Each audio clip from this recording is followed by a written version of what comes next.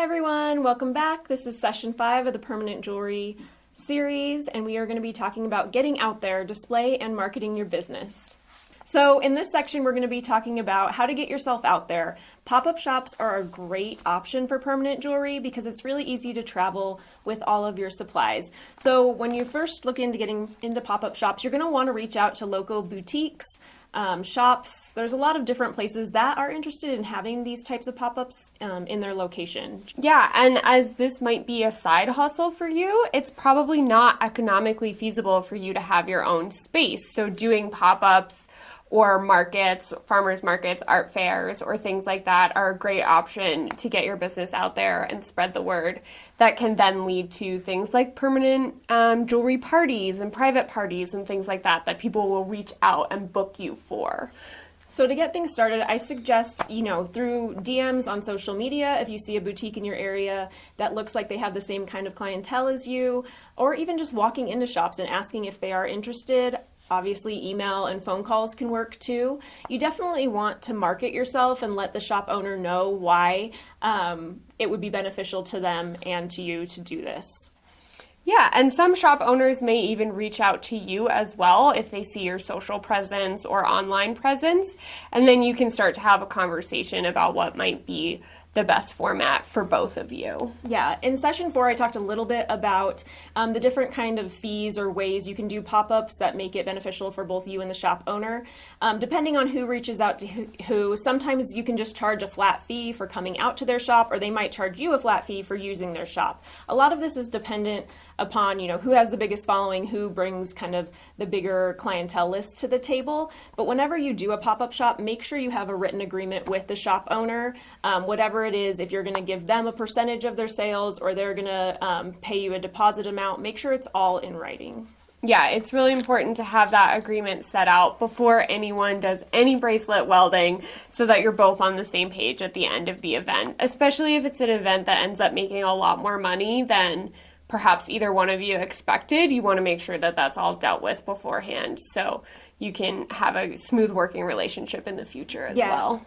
Another thing to think about when reaching out to a shop owner, and as far as fees and percentages of sales and things, is who's going to promote the event, how many times you need to promote the event, if you're going to both post on social, tag each other, if there's an email component to the marketing part of the event. So think about all of those things when reaching out to them. If you kind of have like an idea in place ahead of time and reach out to the shop owner with that, it helps out if you kind of already have an idea and bullet point, what you want to do with them. Yeah, and Kelly touched on this a little bit earlier of finding shops that might have the same clientele that you're interested in. And I think that's really important too, because you don't want to reach out to a shop that won't have the same customers that you do, and then they won't be interested in a permanent jewelry pop-up, and then it's not beneficial for either one of you. So kind of focus on what your target buyer would be and find places that align with that. Yeah, if you are specifically just working with fine jewelry, if you're just doing 14 karat gold,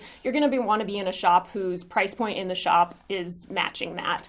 You don't want to go to a shop, a boutique that is, a lower price point, and then you're coming in selling $200 bracelets. So definitely think about that when you are reaching out to shop owners. Yeah, and once it can't ever hurt to reach out. So shoot your shot and see what happens. Yep, good luck out there. Okay guys, so I wanted to talk about why it's important to market your business in person when you are at a pop-up shop, and then also talk about marketing online. So first, I want to kind of dive into what you can do at your pop-up shop to market yourself. One of the biggest things is to have a sign with your name, your logo, and what you do for your business. It doesn't have to be a huge light up sign behind you, although we think that's very cute. It can be a sign next to you, or even just a little stand on your table. Yeah, and along the lines of signage, if you are somewhere where you might be in a room within a larger building, or it's down a long pathway or something, consider a sandwich board on the sidewalk that will direct customers towards your pop-up. Definitely. And you want people to know what's going on. Permanent jewelry still is new and trending. So you definitely want to say, whatever your company name is, permanent jewelry, and then probably have something on your table that describes what you are doing. So people understand that they are getting a bracelet welded to them, things like that. So them seeing your company, recognizing the name, and then understanding what you do is a big deal with marketing in person. Yeah. On top of that is printed materials, business cards. I know people shy away from having business cards. I still think it's a great thing to have. Yeah. It's something for them to take away that has your contact information on it and a way to get back with you. Yeah, so that's really important as bracelets can snag and break. So if you have a business card and they take it, it's really easy for them to get back in touch with you to talk about your rebuild policy, which, as Kelly mentioned earlier in the session, they should already know. And also with your business cards, you can also put out QR codes that link directly to your social media pages if you don't have a website or something like that. Or it's even a great option for people who may not be ready to dive into a permanent bracelet just yet. They can follow you on social and come back to you later. Yeah, see the experience and then come back. You just want them to follow you along. Permanent jewelry, you want to be able to have repeat customers, whether it is them coming back and bringing a sister, a mom, a friend to get it at your next pop-up shop, or they're coming back to buy a ready-to-sell piece of jewelry from you, or, to get a clasp put on their bracelet. So you want to follow up with these people. Another great tip is to have a pad of paper and a pencil down so they can sign up for your email list. On top of, gaining followers on social media, having the email list means you have a direct contact to that person going forward. Yeah, and an email list is a great way to let your customers know about future pop-ups or events that you're doing. If you might be running a special on add-ons or charms or something like that, it's a great way for them to see that and spark an extra buying interest in them. Yeah, email lists are great for if you're getting new chain styles in, new charms in, right. Just something exciting for your customer to come back and see you. Or maybe your next pop-up is at their favorite, local flower shop, so that gets them excited too. Make sure you get people on an email list so you can follow up directly with them. So that's everything you can kind of do in person as far as marketing. On top of your signage, your printed materials, you yourself are your business. So showing up with a smile, being friendly, explaining everything to them, people are going to remember you. Permanent jewelry, it's not just a piece of jewelry. People are coming for the experience, right. And you are part of the experience, so you are part of your marketing. Absolutely. And then online presence, you have to have an online presence now with your business. I know not everybody is going to do a full-on website for their permanent jewelry, but at least having a social page. And you can pick which social page works for your client, if you just want to have Instagram or just want to have TikTok, wherever you think your client is, but just so they can follow up with you, see what you're doing. Yeah, and your social might also be Facebook, because you can also create events on Facebook, and then people can RSVP, and you can kind of track how many people are interested in events and things like that. And all of your social media, anything online, also comes with stats. So you can review those pages and see what your engagement is like, how many likes do you have, how many new people are following you, and stuff like that to really help you gauge and then move forward as well. Yeah, those are really good things. And on your social media page or on your website, make sure you have your preferred contact method, whether you want people emailing you, texting you, or DMing you through social media, you want that on there. On top of that, on your online presence, you also want to have your policies and explaining what permanent jewelry is there too. So by the time somebody comes to your pop-up shop, they've probably researched you thoroughly online. So they're going to know all of these things. So knowing when your next pop-up is, knowing your policies, knowing what you're doing, and kind of knowing your price range and just the process of everything, you want to have online. Yeah, and within that also too, you want to start your online marketing to a more local crowd, because there are so many permanent jewelry people out there, and it's really not super cost effective for you to be flying or driving 3, 4, or 5 states away. So start within your town, your county, your region, and start marketing that way, because that's going to be most beneficial for you, but also most beneficial to the stores or galleries that may want you to pop up there. Yeah, definitely. You can make a bigger impact with your SEO and your keywords or hashtags with putting local tags there. So if you are in Houston, Texas, saying that you're a local Houston jeweler, hashtag Houston in your SEO keywords. If you do have a website, you'll want to include the hometown, and maybe even if there is, a little part of your town or a college nearby, you want those are going to be a lot more searchable and easier to rank on Google or on Instagram than just putting in permanent jewelry, because then you're competing, with everybody across the United States to get those hits. Right. Another thing that you want to think about with your online presence is how you are scheduling appointments. I do talk about this in session 4. But you want to have a scheduling app or something that you're directing people to schedule their appointment to give you the deposit. So that can still be a link through a social page. You don't have to have a website for that. But with permanent jewelry, if you were thinking you weren't going to be online at all, I don't think you can really make it in this biz without it. But I do think you can do it with just one social page, depending on what you prefer. Yeah. Absolutely. The possibilities are endless, so you just have to kind of put yourself out there.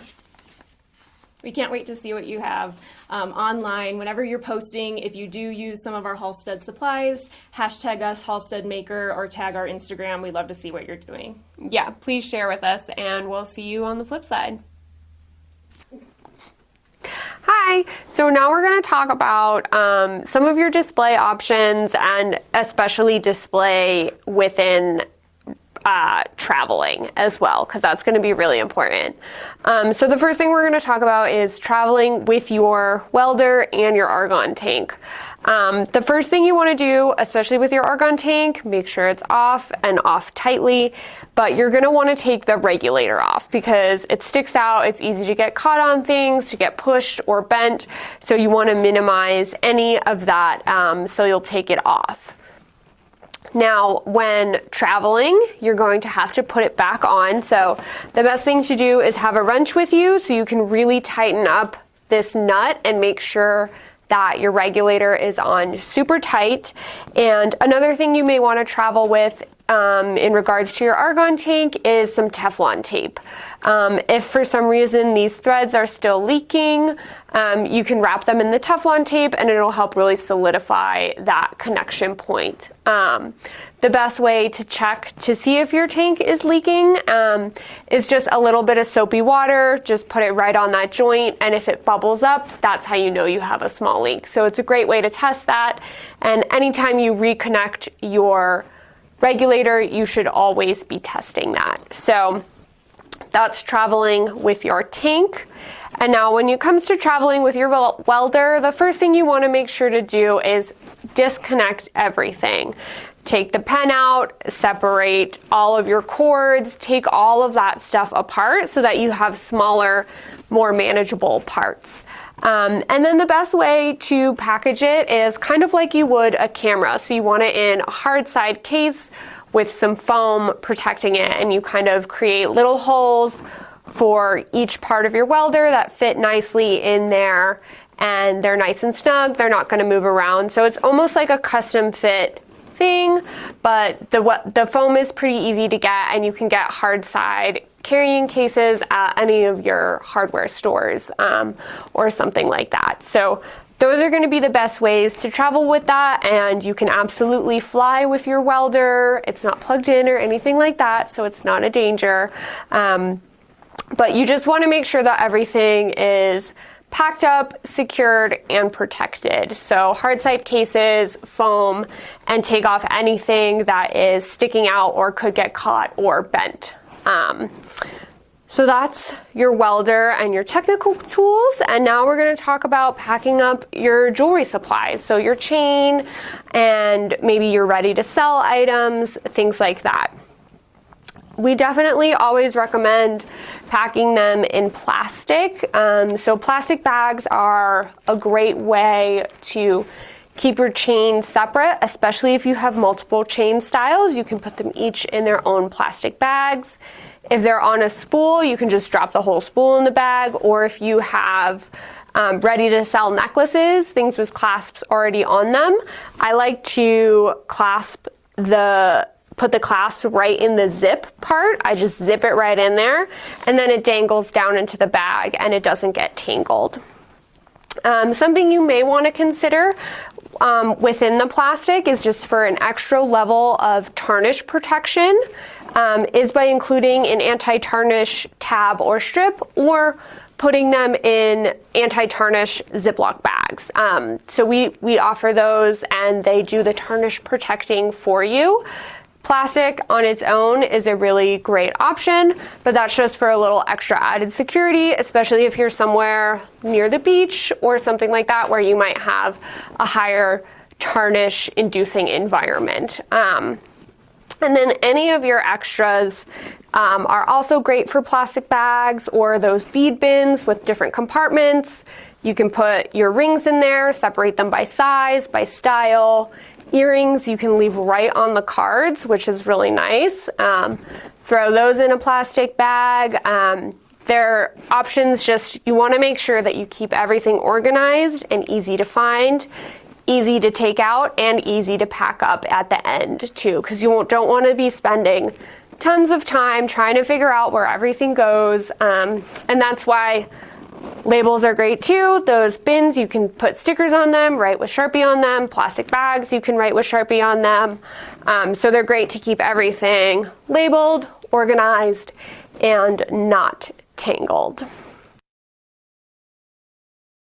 So now that you know how to pack up your welder, your argon, and all of your jewelry supplies, we're going to talk about what you're actually going to put all of that stuff on. So your table. What we recommend always, especially when you're traveling, is you want it to be easy to put together and take apart. One of the best options for that are these table legs. You can buy them at places like IKEA. They have a screw in them, so you can put them on and off to a tabletop, just like this one. They come in a bunch of different finishes and colors, so you can customize it to match your branding, which is really important. You want to make sure that this whole setup goes with your branding. So whatever your tabletop is, as well as your smaller display items, all factor into your brand identity. So you can buy tabletops and legs that come apart, and those are pretty lightweight too. That's something you want to consider, is how heavy it is. You don't have to buy everything new though. This table base we found at a secondhand store, so you can always buy things secondhand. Facebook Marketplace, antique stores, Goodwill, places like that will have options at lower prices often. And don't be afraid to DIY pieces. So perhaps the white doesn't work with your branding, paint it. Go for red, go for black, whatever matches your vibe. Don't be afraid to alter the pieces that you get. And that's a really great way to keep it on budget as well, is not by finding exactly what you're looking for, but by finding something that's close that you can make it what you want. You also want to make sure that your setup is pretty durable, because you're going to be putting it in and out of a car or a truck or onto dollies or something like that to make it easily movable. So make sure that it's pretty durable and it won't scuff, or consider wrapping it in something like having a fabric sleeve for your tabletop so it doesn't scuff or something like that. And once you've got your table figured out, you also want to think about your chairs. Also consider the weight of them. Do they fold flat? That's going to be really important when you're trying to fit everything into your car. Consider the size of it once it's broken down or flat packed or something like that. Don't be afraid to reach out to whoever is hosting your pop-up. If you're working with a salon or a flower shop or a boutique, they may have a table and chairs for you, and they will also let you know how much space you have. And that's really important, because you want to make sure that your table is going to fit within that space, as well as all of your supplies. And if you're doing an art fair or farmer's market or something like that, they will tell you how large your booth size is so that you can design around that and make sure that your table and any extra display items you have fit nicely and look cohesive and kind of round it out to be that full experience that your customers are looking for. And once you have your table and all that stuff set up, Kelly is going to talk to you about what you're actually going to display your jewelry items on and the possibilities for that. Okay, hey guys, I'm going to talk about how to display the actual jewelry supplies that you're bringing for your permanent jewelry pop-up. So you're going to have chain, you're going to have jump rings, and you're going to have charms. So first I wanted to talk about options for displaying your chain. Here we just left the chain on the spools that they came from when we ordered them from Halstead. Depending on how many feet of chain you order are different sizes of spools that you'll get. So we just send chain on these little white spools. If you only order 18 inches or just a little bit of chain, they just come on these white boards wrapped up. But you can buy spools. I've seen people wrap their chain on really cool wooden spools. You can just get plastic spools like this and paint them a color if that makes sense for your branding. And then we bought this little, it's actually a ribbon holder. We got it on Etsy. It was super cheap, but if you are handy and a good DIYer, you can build something like this really easy for yourself. With jewelry, this is precious metals, sterling silver and 14 karat gold. It is worth money. Hopefully all of your clients are super cool and no one would ever steal from you, but it is smart to make sure your things are secure. So if you have something like this ribbon holder, your chain is secure on it. No one could just walk away with a spool of chain. So just something to be mindful of when you do have jewelry on a table. Either count how many spools are in your dish. Always just have your eyes on your jewelry to know what is there and what is in your display. So there's ways to hang your spools like this, but I've also seen people just laying the spools on the table. You can also buy like a T stand, which a lot of people hang necklaces on in the jewelry industry for display. You can drape your chain on there too. You want the customers to be able to see your chain and kind of mess with it on their wrist, but you don't want them to walk away with the chain. So think about that when you're looking for display. So these ribbon holders are a really great thing. Etsy has a ton of stuff, but again, like Sylvie said, secondhand stores or DIYing your display are great options too. Just make sure that everything is cohesive and goes with your branding. So all of the display that we got is kind of this unfinished light wood. It also matches our tabletop. And then we have hints of blue and red in our display. So just think about that with your branding in general. So one thing that we definitely recommend is to upsell your customers with charms. And charms are really hard to keep track of, so you don't want to just lay these out on the table. They need to be secured to something. Right here, this is just a piece of cork with denim over it, and then we did little push pins in. Obviously, someone could still pull a pin out and take the charm away, but still handing them to this as a whole piece together, you know exactly I have 7 charms on there. When they hand it back, it's really easy to visually see I got 7 charms back. Also, when you hang them like this, they can kind of play with them and see how they'll dangle when they're on the permanent jewelry. Other ways I've seen people display their charms is just on a piece of fabric and actually just stitching the charms to the fabric. Again, they can't just take one charm away. It's all together. You know where it is. I've seen people sew onto pillows too. So cork board, like a velvet board with push pins, or just a quick stitch on is a great way to display your charms. It's nice to have something to hand to them or something that they can at least touch and kind of have a little bit of movement when they're playing with it. So another thing I suggested when doing permanent jewelry pop-ups is this ready-to-sell jewelry. There's great markup on these pieces, and they're really easy to display and make your table look more inviting, and just offering those little upsells. So with this is a slatted piece of wood. I did purchase it from an Etsy buyer. If you are super handy, you could probably make something like this yourself. And it just is a piece of wood and it has little slats in it so earring cards can fit in it. I like this because it's draws your eye up. So the different height variations when you're displaying your jewelry kind of makes the eye wander and look around at your display, as opposed to just laying everything flat. I also got these little ring cones that you can put your rings on. You can stack them together. I would suggest with rings, we sell them in 5, 6, 7, 8, and some come in 9 too, is to just display one size of each style of ring. And then as people are trying on, if they did like a certain ring, you can, from your back stock, hand them the size that they're looking for. You want to make the display inviting for people to shop. They also don't want to feel like there's too much going on where they're going to knock over things if they're trying on your jewelry. So the cones I like, these ones aren't secured in place, but you can just put some E6000 or something down if you wanted these to be not movable. Little dishes with sand or pebbles in it are a great way to display finger rings also.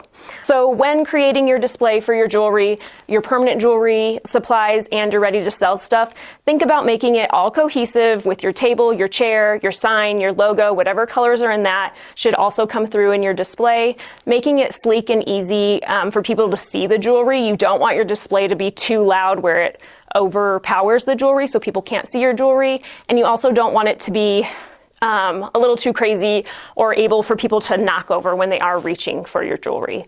So those are some tips we have for display options. Definitely look around, see what other people are doing in your area. You can walk by clothing boutiques or jewelry shops. They are masters at merchandising, and you can kind of see how they draw you in to shop in their shop and get some ideas for yourself.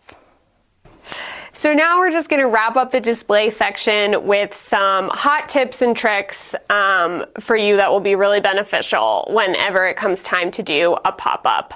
So Kelli and I put this list together for you, and we both are trained jewelers and have done shows and pop-ups and things like that, and these are things that we learned out in the field, real life, that we want to pass along to you. So the first thing that we recommend is that you do your whole setup first at home.